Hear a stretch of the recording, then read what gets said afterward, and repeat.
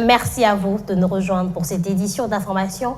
L'inquiétude s'installe à Bunia sur le plan sécuritaire avec l'afflux des déplacés venus de l'Irumu après les récentes attaques de groupes armés à Commandant et ses environs.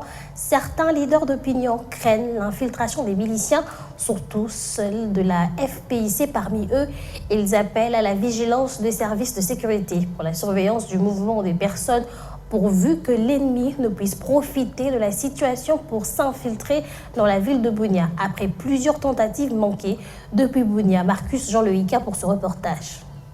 La ville de Bunia, chef-lieu de la province de l'Ituri, accueille ces derniers jours des hommes et femmes déplacés venus de la région d'Irumu suite aux affrontements qui opposent les FARDC aux rebelles EDF en coalition avec les miliciens de la FPIC Chinyakilima dans les localités de Komanda, Makayanga et environ. À Bunia, la population présente des inquiétudes sur une probable infiltration de ces miliciens dans la ville, comme c'était l'autre fois à Lingabo. Xavier Hassan, un activiste de la société civile de la place, appelle cependant les services de sécurité à plus de vigilance face à cette situation. Nous sommes en train d'alerter actuellement les autorités pour qu'ils essaient un peu de mettre en place un mécanisme d'identification de ces déplacés.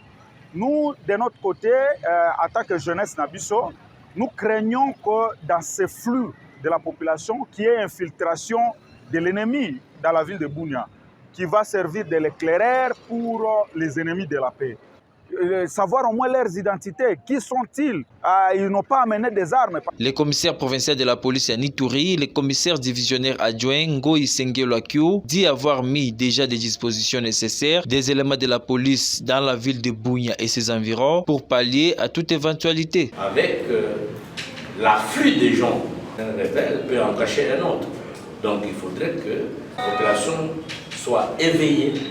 Et évidemment, à notre niveau, nous prendrons des dispositions qui s'imposent pour que nous marquions la présence dans ces quartiers-là où il y a afflux de gens. Nous avons une présence accrue de policiers pour parer à toute éventualité. Hormis l'aspect sécuritaire, ces déplacés des commandes qui ont fui en direction de Bunia et Mambasa vivent sans assistance humanitaire aucune.